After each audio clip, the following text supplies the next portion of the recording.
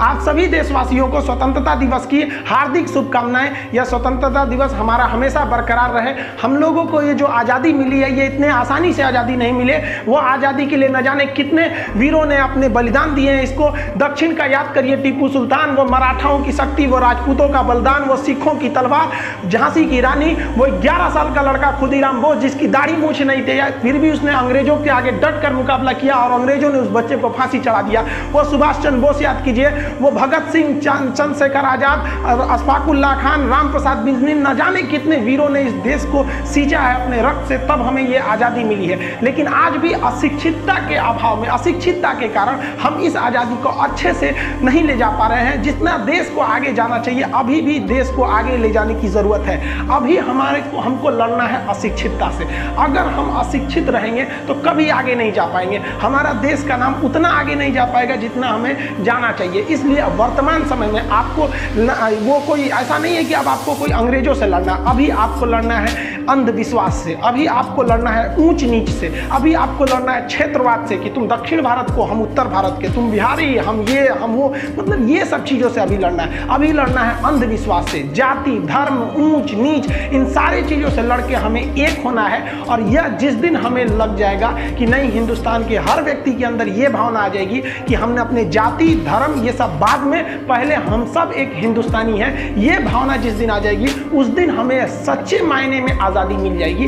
अभी हमें बहुत कुछ करना है इस देश को आगे ले जाने को। हमें अपने देश को अमेरिका, ब्रिटेन, जापान जैसे देशों के विकसित श्रेणी में लेके आगे जाना है। ये केवल हम तभी ले जा सकते हैं जब हम शिक्षित होंगे। नई शिक्षा प्रणाली भी इसी ओर में कदम बढ़ाने के लिए एक बहुत ही बढ़िया कारगर साबित हुआ है। हम लोगों ने, ऐसा नहीं है कि हम लोग आज़ादी के बाद हर मोड़ को देखा, ऐसा नहीं कि केवल विकास देखा या केवल मतलब विकासहीन देखा। हम लोगों ने बहुत सारे अच्छे काम भी किए। ग्लोबलाइजेशन, प्राइवेटाइजेशन, जो लिबरलाइजेशन था, उसने देश ने काफ़ी तरक्कियाँ भी की। हमने कई सारे युद्ध भी देखे। उस कई युद्धों में हमने ऐसी जीत दर्ज की जो पूरी दुनिया में कहीं नहीं देखी गई थी। 71 की लड़ाई में जब 93,000 फौजियों को हमने घुटना टिका दिया था, लेकिन वही युद्ध में हम लोगों ने देखा कि 62 में कैसे हमने मतलब संसाधनों के अभाव में हम लोगों ने उतना अच्छा काम नहीं कर सका। लेकिन उसी 62 के बाद 5 साल बाद हम लोगों ने चाइना को मुंह तोड़ जवाब दिए थे। हम अपने देश के बहादुर सिपाहियों को सैल्यूट करते हैं कि इस कोरोना में भी वो लोगों ने कुछ भी नहीं देखा, हमारे देश के लिए डट कर खड़े रहे थे वो लोग। ये जो हमारे भारत के फौजी हैं, ये असली हीरो हैं। हमें बहुत गुस्सा लगता है जब मूवी में जो एक्टर काम करते हैं उसको लोग हीरो बोलते हैं। अरे वो हीरो नहीं है, वो एक्टर हैं। हाँ, अच्छे एक्टर हो सकते हैं, समाज के लिए अच्छी मूवियाँ बनाते हैं, सही है भाई साहब, आप लोग एक्टर हैं।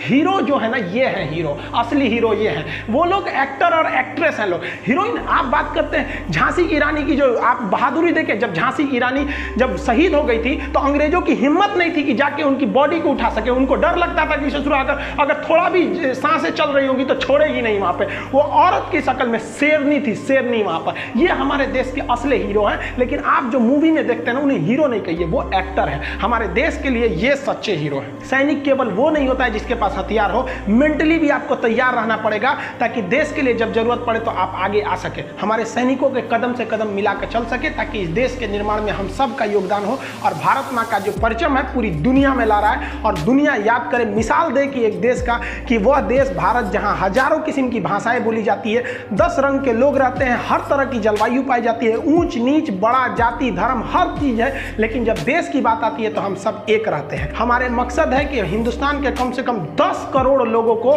हिंदुस्तान के बारे में बताएं, हिंदुस्तान के जो गौरव था, जो इतिहास थी हमारी, उससे रूबरू कराएं। और हमारा यही टारगेट है कि हम अपने यूट्यूब के माध्यम से या ऐप के माध्यम से 130 करोड़ जनता में से कम 10 करोड़ जनता को यह बता सके कि हम वही हिंदुस्तानी है जिसके आगे सिकंदर भी नतमस्तक होकर चला गया था। हम वही हिंदुस्तानी है जो दुनिया को बुद्ध दिए, महावीर स्वामी दिए, हमने नालंदा विश्वविद्यालय दिया। यही वो धरती है जहां से आर्यभट्ट को दिया गया था। ज्योतिष शास्त्र में हमारा जो देश था वो पूरी दुनिया में सबसे आगे था। तो हम अपनी गौरव को भूलते जा रहे हैं, लेकिन इसको नहीं भूलेंगे। देखिए, शिक्षा उस शेरनी का दूध है जिसने इसे पिया है, वो दहाड़ा है, और उसकी दहाड़ पूरी दुनिया सुनेगी। सुनना पड़ेगा आपको। आज शिक्षित व्यक्ति को कोई नहीं दबा सकता है, और शिक्षित व्यक्ति जो होता है ना, उसे कोई किसी तरह के लालचे में भी नहीं डाल सकता। उसके अंदर अगर आप शिक्षित रहेंगे ना, तो आपके अंदर से खुद से ऊंच नीच की भावना खत्म हो जाएगी। जाति, धर्म, मजहब, ये सब चीज भावनाओं में नहीं रहना चाहिए। जब हम लोग विदेश में पढ़ने जाते हैं या घूमने या काम करने जाते हैं, तो वहाँ हमारी पहचान किस रूप में होती है? केवल और केवल एक हिंदुस्तानी के रूप में।